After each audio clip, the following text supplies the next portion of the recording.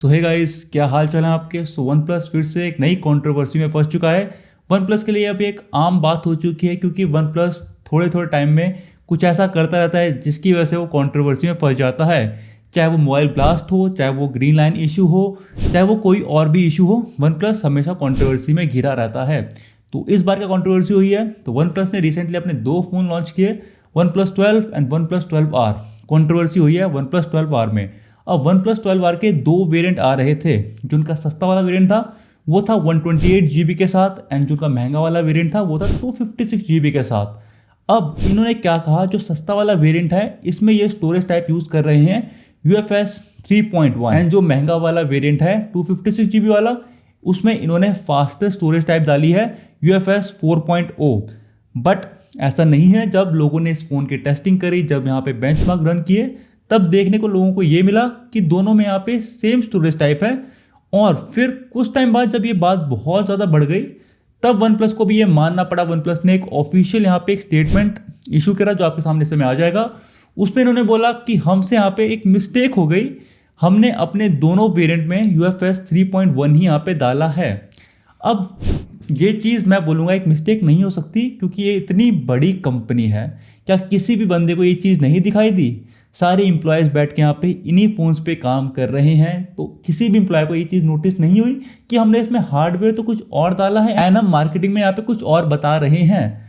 तो मेरे हिसाब से इतनी बड़ी मिस्टेक नहीं हो सकती। अगर ये मिस्टेक है तो यहाँ पे वन प्लस को अपनी मैनेजमेंट में यहाँ पे एक और बार रीथिंक करना चाहिए कि उन्होंने कैसे एम्प्लॉय यहाँ पे भर्ती किए हैं, तो यहाँ पे इतने मेजर फ्लॉ को यहाँ पे आइडेंटिफाई नहीं कर पाए। And see, let me be very clear, अगर ये दोनों स्टोरेज टाइप में UFS 3.1 यूज करते तो कोई भी दिक्कत नहीं है।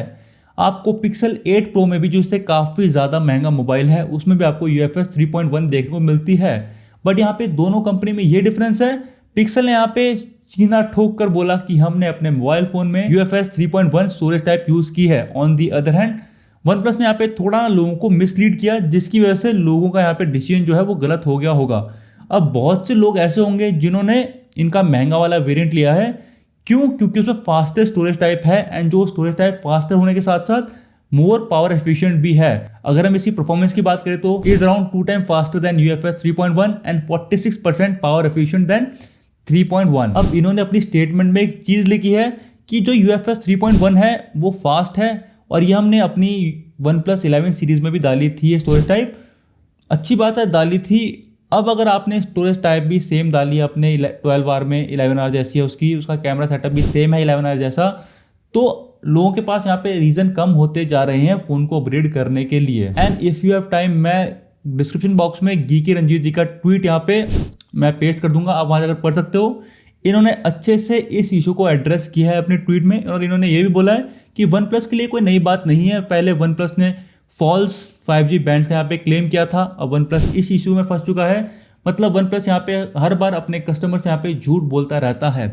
एंड यू नो व्हाट, ये चीज़ वन प्लस में इतनी हाईलाइट क्यों होती है? क्योंकि जो वन प्लस के फैंस हैं वो टेक एंथुजियास्ट हैं, उनके लिए छोटी छोटी चीज़ें बहुत ज़्यादा मैटर करती हैं। एंड गीकी रंजीत जी ने अपने ट्वीट में एक और चीज़ यहाँ पे मेंशन की है कि जो वन प्लस 12 जो इंडियन वेरिएंट है उसमें eSIM का सपोर्ट नहीं है, बट जो बाहर का वेरिएंट है उसमें eSIM सपोर्ट है।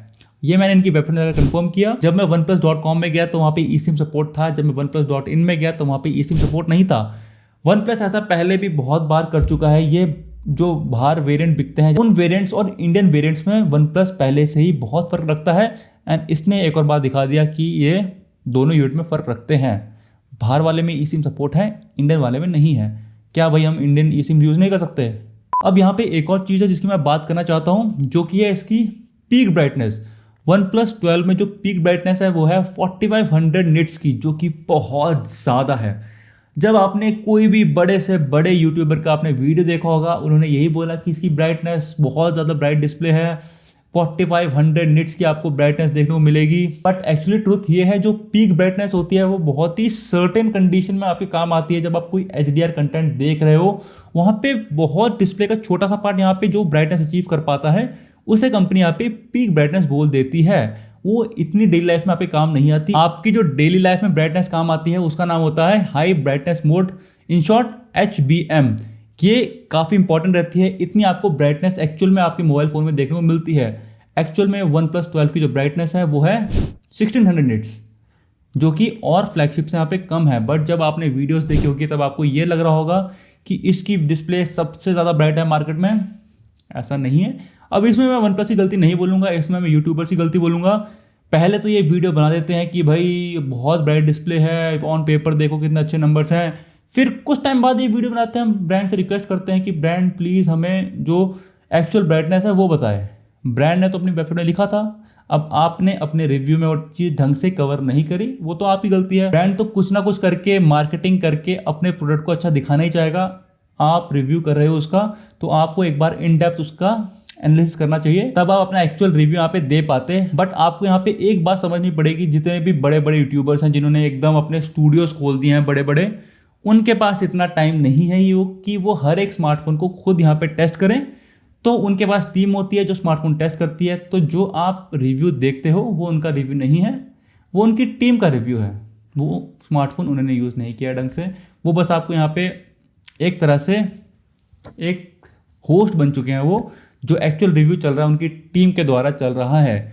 तो जो भी आप उनके ओपिनियन सुन रहे हो सकता है वो उनके ओपिनियन हो ही ना, वो उनके टीम के ओपिनियन हो जिसने इनकी स्क्रिप्ट लिखी है। तो यहाँ पे ऐसी चीज़ें काम करती हैं। सो आप ब्लाइंडली अब बड़े बड़े जो टेक यूट्यूबर्स हैं उन्हें ट्रस्ट नहीं कर सकते, क्योंकि वो एक्चुअली में फ़ोन यूज़ ही नहीं कर रहे हैं। वो अपने जो फ्लैगशिप फ़ोन होते हैं वो यूज़ करते हैं, बाकी उनकी टीम जो है वो टेस्टिंग यहाँ पे करती रहती है।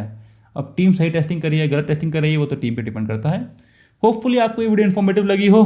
मैं किसी को यहाँ पे ब्लेम नहीं कर रहा हूँ, मैं आपको एक थोड़ा, अगर जिन लोगों को नहीं पता उन्हें यहाँ पे सच्चाई दिखाने की कोशिश कर रहा हूँ कि यहाँ पे चीज़ें ऐसे काम कर रही हैं टेक वर्ल्ड में। तो आप केयरफुल होकर यहाँ पे वीडियोस देखा करो, तभी यहाँ पे आपको स्मार्टफोन बाय करा करो, क्योंकि वो आपका पैसा है। अगर आप कोई बेकार स्मार्टफोन बाय कर लेते हो तो नुकसान आपका ही होगा, किसी भी टेक यूट्यूबर का नहीं होगा। होपफुली आपको मेरी बात समझ आई होगी। अगर वीडियो अच्छी लगे तो वीडियो को लाइक कर सकते हो, चैनल सब्सक्राइब कर सकते हो। मिलते हैं नेक्स्ट वीडियो में। जय हिंद।